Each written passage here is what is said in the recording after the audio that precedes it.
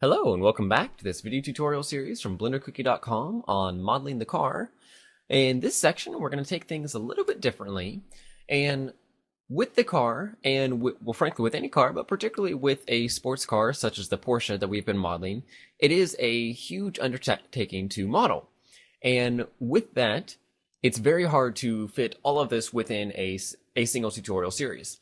And so what we've done up to this point is model the mass majority of the car, get all the topology in there, all the main details, but due to time constraints and such, there's also a lot of inaccuracies.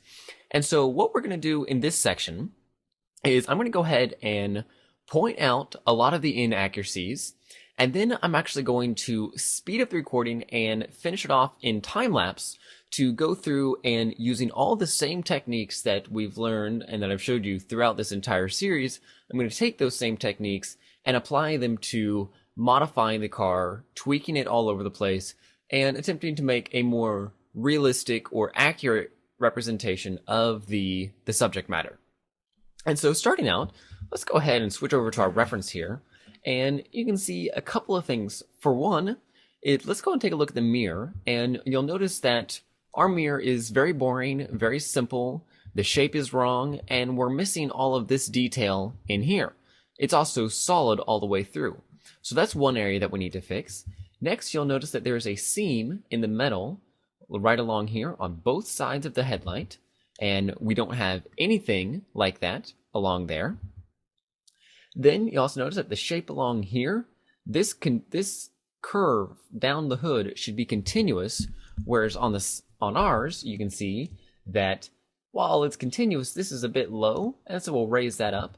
And then speaking of low, you also notice that this in here is far too low on our model.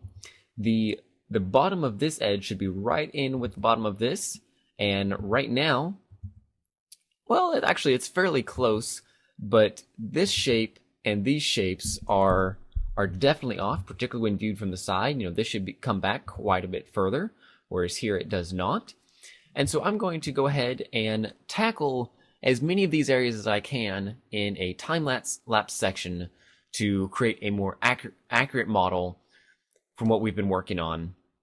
Again, using all the same techniques as before. Now, a couple things that I will not be doing is, namely, I will not be doing the headlight area, as the headlight is a very complicated piece of modeling that we actually want to keep for its own tutorial in itself. And the reason being is it's not that the modeling itself is that complicated, but in order to get it to render right, it's best to go ahead and put all of the geometry in there that you would see on an actual tail light, as you can see here. There we switch over to it. There we go. So we want all of this geometry, at least as, a pretty accurate representation of this geometry in here, so that we get all these cool reflections that make it look like it does. And so we're going to hold that off until later. And so at this point, I'm going to go ahead and switch over to time-lapse mode. So I will catch you on the other side. Enjoy the video.